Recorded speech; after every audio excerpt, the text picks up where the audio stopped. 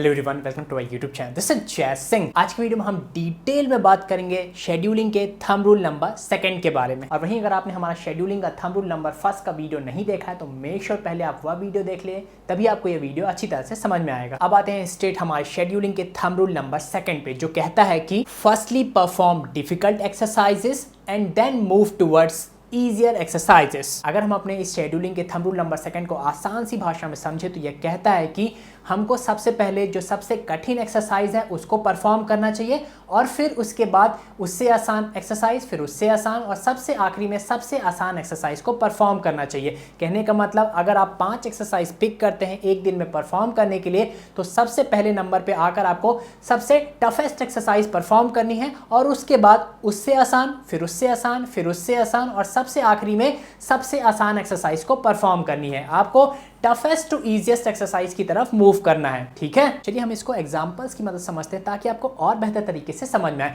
For example, आज आपको leg की ट्रेनिंग परफॉर्म करनी है। आप लेग ट्रेनिंग के अंदर 5 एक्सरसाइज परफॉर्म करते हैं, मान लीजिए। ठीक है, लेग एक्सरसाइज कौन कौन सी होती है जनरली?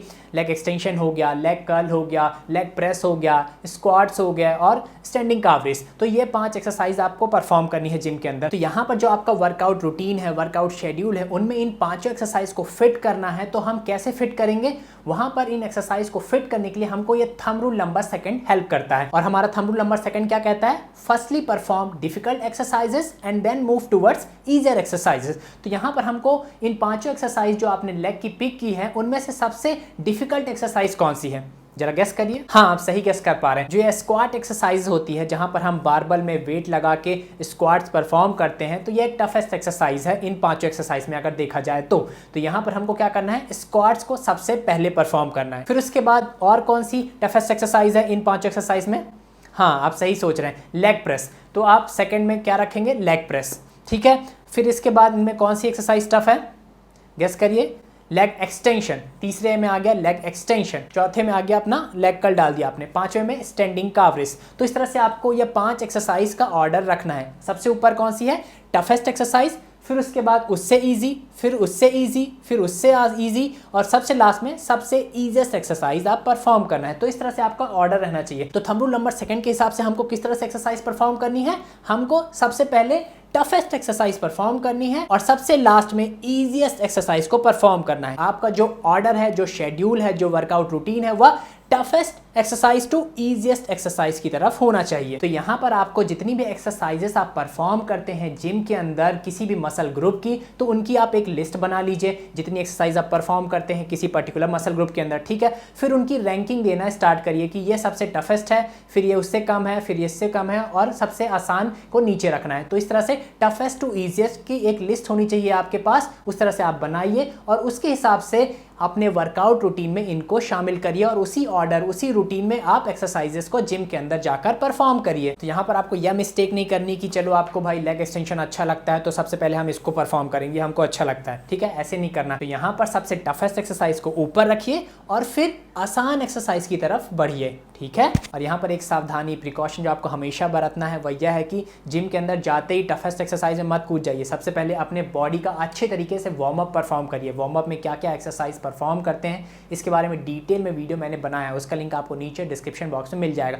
तो सबसे पहले आप अपनी बॉडी को अच्छे से वार्म अप कर लीजिए, फिर उसके बाद अपनी टफेस्ट एक्सरसाइज में आइए, जिसमें से जो पहला सेट होता है टफेस्ट एक्सरसाइज का, उसको as a warm up set perform करिए। ठीक है, फॉर एग्जांपल अगर आप स्क्वाट्स एक्सरसाइज मारते हैं तो खाली सिर्फ बारबल से 15 से 20 रेपिटेशन मारिए। आपका फर्स्ट सेट होगा जो एक वार्म अप सेट होगा। इस वार्म अप सेट को आप वर्किंग सेट मत मानिए, इसको अपने शेड्यूल में मत लिखिए। तो सिंपली जो सबसे टफेस्ट एक्सरसाइज है उसका आइए पहला set as a warm up set मान लीजिए, जहां पर आप हल्के फुल्के वेट से उसकी कुछ 15-20 रेपिटेशंस मान लिए। उसके बाद जो नेक्स्ट सेट आएंगे वो वर्किंग सेट होंगे, जहां पर आप तगड़े से वेट उठाइए। चलिए इस थंब रूल नंबर सेकंड को एक और एग्जांपल की मदद समझते हैं ताकि आपको और बेहतर तरीके से समझ में आ जाए। फॉर एग्जांपल, चलिए आप बैक मसल ग्रुप की ट्रेनिंग परफॉर्म करिए। ठीक है, यहाँ पर आप 5 एक्सरसाइज पिक कर लीजिए अपने बैक मसल ग्रुप के, जैसे कि बेंट ओवर रो हो गया, डेडलिफ्ट हो गया, श्रग्स हो गए, लैट पुल डाउन हो गया, सीटेड रो हो गया। तो ये 5 एक्सरसाइज हमने पिक कर ली। अब यहाँ पर हमको इनका ऑर्डर क्या रखना है?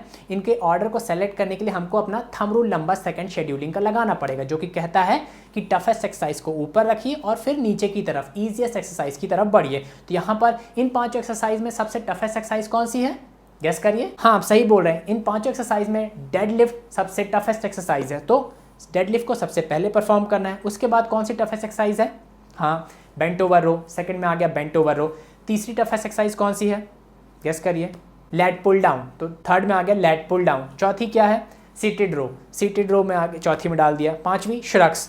ठीक है, तो यहाँ पर क्या हो गया? सबसे टफेस्ट ऊपर आ गई, सबसे इजीएस्ट नीचे आ गई। इसी तरह का ऑर्डर आपको जिम के अंदर फॉलो करना है, जहां पर आप टफेस्ट टू इजीएस्ट एक्सरसाइज को परफॉर्म करते हैं। तो यहाँ पर सिंपली जो जो बैक की एक्सरसाइज आपको पसंद है उन सब की लिस्ट बनाइए, उनके आगे नंबरिंग दीजिए कि कौन सी सबसे टफेस्ट है, फिर उससे ईजी कौन सी है, फिर उससे ईजी कौन सी है, और सबसे ईजिएस्ट को आखिरी में रखिए। तो जितनी भी एक्सरसाइज आप परफॉर्म करते हैं बैक मसल ग्रुप की जिम के अंदर, उन सब की लिस्ट बना लीजिए, उनकी रैंकिंग दे लीजिए और उस तरह से आप जिम के अंदर जाकर उनको परफॉर्म करिए। अब यहाँ पर एक इंपॉर्टेंट क्वेश्चन आता है जो शायद आपके भी मन में भी चल रहा हो कि कैसे हम डिसाइड करें कि ये एक्सरसाइज टफ है, ये एक्सरसाइज इजी है। क्योंकि कुछ लोग को कुछ एक्सरसाइज बहुत आसान लगती है, कुछ लोग को वही सेम एक्सरसाइज बहुत मुश्किल लगती है। फॉर एग्जांपल किसी को पुलअप्स परफॉर्म करना बहुत आसान लगता है, जो लाइट वेट के लोग होते हैं पुलअप्स बड़े आसानी से मार लेते हैं। वहीं ऐसे लोग जो बहुत भारी हैं, मोटे हैं, वो पुलअप्स नहीं परफॉर्म कर पाते हैं, उनको ये टफ लगता है। वहीं अगर इसके अपोजिट बात करें तो कुछ लोग को डेडलिफ्ट एक्सरसाइज परफॉर्म करना बड़ा आसान लगता है, लेकिन जो पतले दुबले लोग हैं, जो अभी भी जिम ज्वाइन किए हैं, उनसे डेडलिफ्ट होती नहीं है। वहीं जो मोटे लोग हैं, जो तगड़े लोग हैं, वो डेडलिफ्ट बड़ी आसानी से परफॉर्म कर सकते हैं, तो वो उनके लिए डेडलिफ्ट बड़ा आसान से एक्सरसाइज है। तो इस तरह से कंफ्यूजन हो जाता है कि टफेस्ट एक्सरसाइज कौन सी है, ईजीएस्ट एक्सरसाइज कौन सी है। वैसे ही और बात करें तो फॉर एग्जांपल किसी को लंजेस परफॉर्म करना बहुत टफ लगता है, किसी को स्क्वाट परफॉर्म करना बहुत टफ लगता है। तो इस तरह से बहुत सारा कंफ्यूजन क्रिएट हो जाएगा यहाँ पर कि किस तरह से हम डिसाइड करें कि कौन सी एक्सरसाइज टफेस्ट एक्सरसाइज है, कौन सी एक्सरसाइज ईजीएस्ट एक्सरसाइज है, और किस तरह से इनको ऑर्डर में प्लेस करें और परफॉर्म करें। तो इस कंफ्यूजन को दूर करने के लिए आपको जो हमारे आगे आने वाले वीडियोस हैं, जहां पर हम थंब रूल नंबर 3, 4, 5, 6 इनके बारे में बात करेंगे, उसको समझना पड़ेगा। जब आप ये सारे थंब रूल नंबर समझ लेंगे तो आपको ये डिसाइड करना बहुत ही आसान हो जाएगा कि कौन सी एक्सरसाइज टफ है, कौन सी एक्सरसाइज ईजी है, और फिर आप बड़े आराम से एक्सरसाइज को सही ऑर्डर में प्लेस करके परफॉर्म कर सकते हैं। तो आगे आने वाले वीडियोस का इंतजार करिए, और अगर आपने मेरे चैनल को अभी तक सब्सक्राइब नहीं किया है तो मेक श्योर मेरे चैनल को सब्सक्राइब कर लें, ताकि इस तरह के इन्फॉर्मेटिव वीडियोस आपसे कभी मिस ना हो। और अगर आपको वीडियो अच्छा लगा तो मेक श्योर वीडियो पे लाइक कमेंट जरूर करें। आपके लाइक कमेंट मुझे मोटिवेट करते हैं कि इस तरह के इन्फॉर्मेटिव इन्फॉर्मेशन मैं आप तक हमेशा पहुंचाता रहूं। Thanks for watching it. Stay healthy, stay fit. Bye. Jai Hind.